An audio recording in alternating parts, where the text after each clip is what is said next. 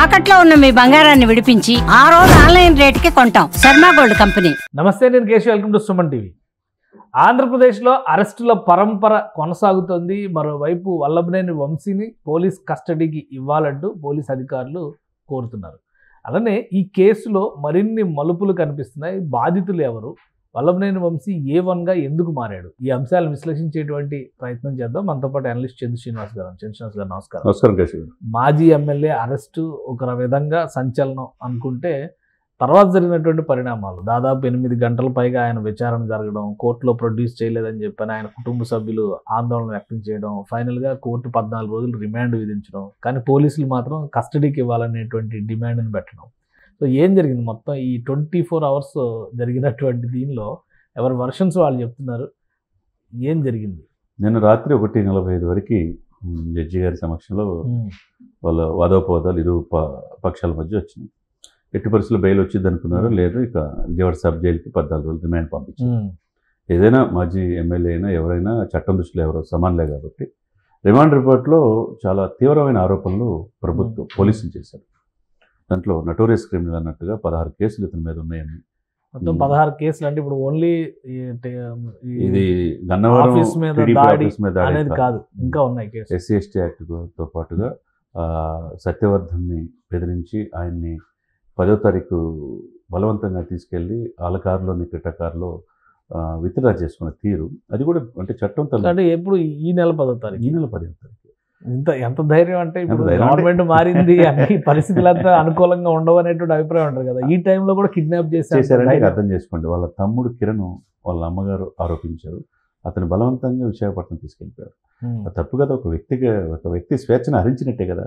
మీరు బహిరంగ 88 మంది ఆ కేసులో ఆ రోజు టీడీపీ ఆఫీసు 2023 ఫిబ్రవరి 20 దాదాపుగా 2 years అవుతుంది. మరి మీరు చేసింది చాలా తప్పు కదా. అంటే మీరు ప్రజాస్వామ్యంలో మీరు 150 సీట్లు ఉన్నాయి కదా, మమ్మల్ని ఎవరు ఏం చేయలేరనే ఆలోచనతో మీరు ఇష్టానుసారంగా వివరించడం. ఆ రోజు ఆఫీస్ దగ్ధం చేశారు. 88 మంది నిందితులు, దాంట్లో ఆ రోజు 71వ పేరు మీది. కానీ ఇప్పుడు ఏమైనా నంబర్ 1 అయ్యాడు. ఇంకొక 36 మంది SC/STకి కోర్టుకు వెళ్ళి బెయిల్ కోసం వెళ్తే వాళ్ళు కూడా కేసు తిరస్కరించారు. అంటే ఇప్పుడు ఆయనతో పాటు ఇంకొక 2 రిమాండ్ సబ్ జైలుకి పంపించారు. ఇప్పుడు కూడా మార్నింగ్ సెషన్ కూడా ఆయన బెయిల్ కోసం లాయర్లు ఇచ్చేస్తే పోలీసులు ఎట్టి పరిస్థితులు ఇచ్చే ప్రసక్తి లేదు. ఆయన తీవ్రమైన నేరాపాలు. అంటే ప్రభుత్వం అంటే చట్టం కేసులో తన పని తాను చేసుకున్నప్పుడు, విచారణ దశలో ఉన్నప్పుడు దాంట్లో జోక్యం చేసుకోకూడదు. చేసుకుని సాక్షుల్ని బెదిరించి అలా చేయటం, కిడ్నాప్ చేయటం, ఇది ఇంకో నేరం. ఏదైనా కానీ మొత్తం 16 కేసులు. ఇప్పటికిప్పుడు ఆయనకి బెయిల్ వచ్చే ప్రసక్తి ఏం లేదు. వీళ్ళు 5 రోజులు పోలీసు కస్టడీ కావాలి, అతను విచారించాలి. చాలా తీవ్రమైన నేరారోపణలు ఉన్నాయి ఆయన మీద అని చెప్పి అన్నారు. అంటే బెదిరింపులు, సెటిల్మెంట్లు, భూ కబ్జాలు, ఒకటేంటి దాడులు, భౌతిక దాడులు, ఇవన్నీ కూడా నోటికి అంటే వ్యక్తిగత అన్నం అంటే తారస్థాయికి వెళ్ళిపోయింది ఆయన. కానీ మరి ఇంత జరిగితే వల్లభనేని వంశీ గారి భార్య అసలు ఎందుకు అరెస్ట్ చేశారో తెలియదు. పోలీసులు ఏ వివరాలు చెప్పట్లేదు. కనీసం FIR కాపీ కూడా ఇవ్వలేదు. మేము FIR ఇస్తే కోర్టుకు వెళ్తామని చెప్పిన ఇదంతా ఉద్దేశపూరితంగా జాప్యం చేస్తున్నారు, ఇదంతా కక్షపూర్తి చర్య, ఇవన్నీ ఆరోపిస్తున్నారు. మరి పక్కన 10వ తారీఖునే కదా, 10వ తారీఖు అంటే 4 రోజుల క్రితం ఒక కుర్రాడిని పూర్తిగా మాయం చేసిన దానిలో ఆయన ఉన్నారంటే పాపం వాళ్ళ ఆయన గురించి నాకేం తెలియదా? ఇక్కడ ఏంటంటే ఆ రోజు బోరగడ్డ అనిల్ భార్య గారు కూడా గుంటూరులో అదే మాట అన్నారు. మా ఆయన చాలా అమాయకుడు, మా ఆయనకి ఏమీ తెలియదు, మా బిడ్డలు చూసి వదిలేసేయండి, మాకు చెప్పకుండా మా ఆయన్ని ఎలా తీసుకెళ్తారు. ఇదేంటి అంటే మీకు చెప్పి మీరు ఆ రోజు మాట్లాడాడు బోరగడ్డ అనిల్. ఆ రోజు అలాగే ఆరోపించారు. ఈ రోజు పంకజశ్రీ గారు కూడా ఆమె ఆరోపించడం, ఆమె భర్తని తీసుకెళ్ళినప్పుడు మాట్లాడేది ఎట్లా అంటే సహేతుకంగా ఉండాలి. మీరు ఆ రోజున ఆయన భువనేశ్వర్ గారిని విమర్శించినప్పుడు కానీ, లోకేష్ గారిని, చంద్రబాబుని విమర్శించినప్పుడు ఇది తప్పు వంశీ అనే మాట ఎందుకు చెప్పలేపారు? ఆమె కూడా ఒక ఆడకూతురే కదా. వ్యక్తిగత అన్నం చేయటం ఎంతవరకు మీకు సమంజసం? వాళ్ళ కళ్ళమట్టి నీళ్ళు తీసుకురావటం. ఇప్పుడు 7 నెలలు అయిన తర్వాత వీళ్ళు ఎమ్మటేం చేయలే. వీళ్ళ కేసులు విచారించి మొత్తం పక్కాగా ఆధారాలతో సహా ఇప్పుడు మై హోమ్ భుజాలో ఉంటే హైదరాబాద్ నుంచి తీసుకెళ్లారు.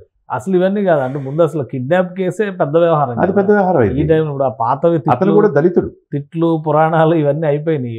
వాటికి కేసు దాన్ని ఏ విధంగా ఎస్టాబ్లిష్ చేస్తారు తర్వాత. కానీ ఒక వ్యక్తిని ఈ పరిస్థితిలో కూడా మాయం చేయడం, విశాఖ తీసుకెళ్ళడం, దానికి ప్రభుత్వం ఎంత ధైర్యం ఉంటే అది చేసి ఉండాలి. మనల్ని ఏం చేయలేరు అనేటువంటి ధీమాతో చేసి ఉండాలని అనుకోవాలి. అంటే చట్టం కూడా తన చుట్టమే భావించి మేము ఏదైనా డబ్బుతో చేయొచ్చు, బెదిరింపులతో లొంగ తీసుకోవచ్చు, సాక్షులు మనకి వ్యతిరేకంగా ఎవరు చెప్పలేరని ఆ భావనతో వెళ్ళిపోయారు సార్ వీళ్ళు. ఆ ఇల్యూజన్ అంటారు, అంటే భ్రమ, ట్రాన్స్లో ఉన్నారు. ఇంకా మేమేం చెప్పిందో జరుగుద్ది అనేది. కానీ ఒక చట్టం ఒకటి, ఎవరైనా rule is rule for all. ఇప్పుడు ఏమైంది ఆయనకి? ఆయన ఏమైనా తప్పించుకోగలిగాడా? ఇష్టం వచ్చినట్టు అంతని మాట్లాడాడు. ఇప్పుడు నేనేం యాజ్ ఏ అడ్వకేట్గా కూడా నేనేం చెప్తాను పంకజ్ శ్రీ గారికి, అమ్మ మీరు ఒక ఇంట్లో ఒక శ్రీమతి కుటుంబంలో లీడ్ చేశాను మహిళగా. ఆనాడు ఒక మహిళని, చంద్రబాబు నాయుడు గారి భార్యని, లోకేష్ గారి అమ్మని గారిని అసభ్యంగా దూషించినప్పుడు ఆ పార్టీలో గెలిచిన మీ ఆయన ఆ పార్టీ నుంచి వైసీపీకి జాయిన్ అయ్యాడు. అది తప్పు కదా? అది నేరం కాదా? నీకు లైఫ్ ఇచ్చి నీకు రాజకీయ జన్మనిచ్చిన ఆ పార్టీని విభేదించి ఆ పార్టీ అధ్యక్షుడిని, వాళ్ళ భార్యని, వాళ్ళ కుమారుని ఘోరంగా మాట్లాడాడు. DNA టెస్టులు మీరు చెప్పండి సార్, ఒక సీనియర్ జర్నలిస్ట్ గా అంత జుగుత్సాకరమైన మాటలు. అప్పుడు వీళ్ళు వినరు అనుకుంటా, టీవీలు పెట్టుకోవడం, వాళ్ళ ఆయన ఏం ప్రెస్ మీట్ లో మాట్లాడుతున్నారు, హీరోయిజం కనపడింది. వాళ్ళ ఆయన హీరోయిజం అప్పుడు కనపడింది. ఇప్పుడు ఎదుటి హీరోయిజం చూస్తే వీళ్ళు విలన్లు అయిపోతారు. పాప ఆవేదన, మా ఆయన్ని ఎక్కడ తీసుకెళ్లారు అని చెప్పి అంటారు. లాయర్లు తీసుకొచ్చి ఇట్లా తీసుకెళ్ళకూడదు అంటారు. ఎవరు తీసుకెళ్లాలా, చట్టం ప్రకారం ఎలా వెళ్ళాలా, నోటీస్ ఎలా ఇవ్వాలా, ఎఫ్ఐఆర్ ఫస్ట్ ఇన్ఫర్మేషన్ రిపోర్ట్ ఏంటి, రిమాండ్ రిపోర్ట్లో ఏముంది అంటే, నటోరియస్ క్రిమినల్ అని పదం ఉపయోగించారంటే పోలీసులు విచారించి ఎటువంటి 16 కేసులు తీవ్రమైన ఆరోపణలు ఉన్నాయని అర్థం చేసుకోవచ్చు కదా. నిన్నగాక మొన్న 10వ తారీఖు ఆ వ్యక్తిని, సత్యవర్ధిని బెదిరించి విత్డ్రా చేయించేసి అతను బలవంతంగా విశాఖపట్నం తీసుకెళ్తే వాళ్ళ తమ్ముడు కిరణ్, వాళ్ళ అమ్మగారు కేసు నమోదు చేస్తే అది ఇంకా చట్టం తన చేతుల్లో సైమల్టేనియస్ గా అది ట్రేస్ చేసి పోలీసులు అతన్ని అదుపులోకి తీసుకున్నారు. ఎక్కడ ఉన్నారు, వైజాగ్ లో ఉన్నారని ట్రాకింగ్ ఉంటుంది కదా సార్ పోలీసులకి. ఇప్పుడు మరి ఇప్పుడు ఇవన్నీ చెప్తున్నారు. ఒక అడ్వకేట్ గా మీరు చెప్పండి, ఆయన చేసింది అసలు తప్పే కాదు, కక్షపూరితంగానే అరెస్ట్ జరిగిందని అంబటి రాంబాబు గారు, వైసీపీ నేతలందరూ కూడా గవర్నర్ అపాయింట్మెంట్ కోరారు. వాళ్ళ వర్షన్ వాళ్ళు వినిపిస్తున్నారు. అసలు ప్రొసీజరల్గా ఏదైనా డీవియేషన్ ఉందా? ఇప్పుడు జరిగినటువంటి ఒక కిడ్నాప్ వ్యవహారం కావచ్చు, అంతకుముందర జరిగిన కేసుల వ్యవహారం కావచ్చు, ఆయన అరెస్ట్ చేయడంలో పోలీసులు ఎక్కడైనా ప్రొసీజర్ని డీవియేట్ అయ్యారా? ఎక్కడ పోలీసులు డీవియేట్ కాలేదు. వాళ్ళు రూల్ ప్రకారం వాళ్ళు వెళ్ళారు. ఇదే ప్రభుత్వం, వైసీపీ ప్రభుత్వం అనుకోండి, అదే 11 సీట్లు టీడీపీ అనుకోండి, దేవుణ్ణి వీళ్ళందరినీ అరెస్ట్ చేసేవాళ్ళు. అవునా కాదండి? వాళ్ళు ఇష్టానుసారంగా వివరించారు. కానీ వీళ్ళు 75 ఏళ్ల జర్నలిస్ట్ అంకబాబు అనే ఆయన సీనియర్ జర్నలిస్ట్ ని వితౌట్ ఎనీ నోటీస్ తీసుకెళ్ళిపోయారు. ఎక్కడ ఉన్నారో కూడా తెలియదు పరిస్థితి. ఇంకొక ఆవిడ హైదరాబాద్ లో ఏదో సోషల్ మీడియాలో పోస్ట్ పెడితే ఆమె కూడా 65 ఏళ్ళు వృద్ధురాలు, ఆమె కూడా తెల్లారేపాటికి ఆమెను కూడా పట్టుకెళ్ళిపోయారు. అంటే నోటీసులు అనేటువంటి అక్కడ వర్కౌట్ కాలేదు, ఇక్కడ మాత్రం నోటీసులు ఇవ్వాలి. ఇక్కడ ఇవన్నీ కనపడుతున్నాయి వీళ్ళకి చట్టాలు. అప్పుడు ఏం చేశారు మీరు ఇష్టం వచ్చినట్టు మాట్లాడి గోరంట్ల మాధవ్ ఏం చేశాడో ప్రపంచం మొత్తం తెలుసు. మీ ఎమ్మెల్యేలు ఏం చేశారో తెలుసు. అత్యాచారాల కేసులు ఇస్తున్నారు ఇష్టమైన పదజాలంతో. ఈ అంబటి రాంబాబు గారు ఇప్పుడు అన్నాడు, ఆయన మీద అనేక ఫిర్యాదులు ఉన్నాయి. ఈయన ఏదో ఇప్పుడు వచ్చేసేసి నేను అమాయకుడిని అన్నట్టుగా ఆరోపించినంత, రోజా వచ్చి మాట్లాడినంత మాత్రాన ఆమె ఎవరో శ్యామల ఈ మధ్య వచ్చి పవన్ కళ్యాణ్ అధికార ప్రతినిధి అంట. ఆమె ఏం రాజకీయం చేసినా తెలియదు. ఆమె ఏం చేస్తున్నా ఒక మహిళగా అన్యాయం జరిగింది. ఆ మహిళని రాజస్థాన్ పోలీసులు అరెస్ట్ చేసింది తెలియదా? ఆమె అయినా ఎంత నేర చరిత్ర ఉన్నదని మీకు తెలియదా?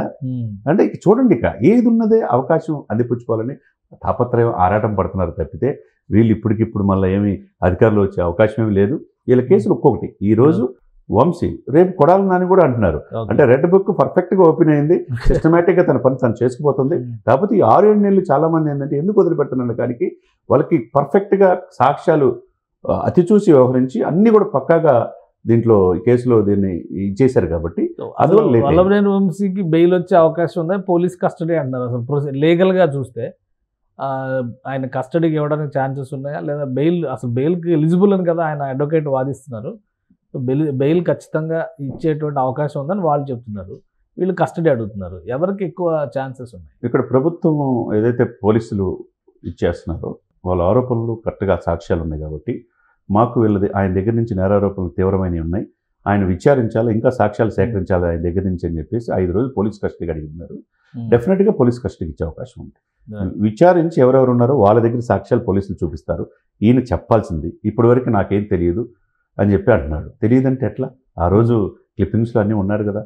దీనికి నిన్నగాక మొన్న ఇదే సత్యవర్ధన్ తీసుకెళ్ళి అదే కోర్టుకెళ్ళి బలవంతాన్ని విత్డ్రా చేయించింది వాళ్ళు. సీసీ కెమెరాలు కూడా ఉన్నాయి కదా. ఇవన్నీ ఉన్నప్పుడు మీకేదో హక్కులకు భంగం కలిగినంత అనేది ఉండదండి ఇక్కడ. డెఫినెట్గా 16 కేసులు అంటే చాలా తీవ్రమైన ఆరోపణలు ఉన్నాయి. ఎస్సీ ఎస్టీ యాక్ట్ కేసు కూడా ఉంది. దానివల్ల సుప్రీంకోర్టు కూడా అరెస్ట్ చేయకూడదని ఎన్నాళ్ళు వెళ్ళి వచ్చారన్నమాట. ఇప్పుడు ఇవన్నీ కూడా ఆ కుర్రాడు సత్యవర్ధన్ కూడా ఎస్సీ, వాళ్ళ ఫ్యామిలీ కేసు కూడా ఉంటుంది. ఎస్సీ అట్రాసిటీ కేసు అది తీవ్రమైన ఆరోపణలు ఉన్నప్పుడు ఇటువంటి 16 ఒకవేళ ఒక కేసులో బెయిల్ వచ్చినా ఇంకో కేసులో తీసుకునే అవకాశం డెఫినెట్ గా ఒకటే. ఇది ఇప్పుడు వదిలిపెట్టే ఇదేం లేదు, వారెంట్ ఉంటది. తర్వాత బోరగడ్ ఇప్పుడు ఆయన ఎంపీగా పోటీ చేసిన నందిగం సురేష్కి ఏ విధంగా సుప్రీంకోర్టుకి వెళ్ళినా ఉపశమనం కలగలేదు. దాదాపు ఆల్మోస్ట్ 2-3 months జైల్లో ఉన్నాడు. సేమ్ అదే సిచ్యువేషన్ వంశీకి ఈ కేసుల్లో ఉంటదనేది స్పష్టంగా కనబడుతుంది. రైట్. థ్యాంక్ యూ చంద్ర శ్రీనివాస్ గారు. ఇది వల్లభనేని వంశీ అనుసరించినటువంటి విధానాలు, కిడ్నాప్ వ్యవహారాలు ఆయన మెడకి చుట్టుకునేటువంటి అవకాశాలు పుష్కలంగా ఉన్నాయని చంద్ర శ్రీనివాస్ గారు విశ్లేషిస్తున్నారు.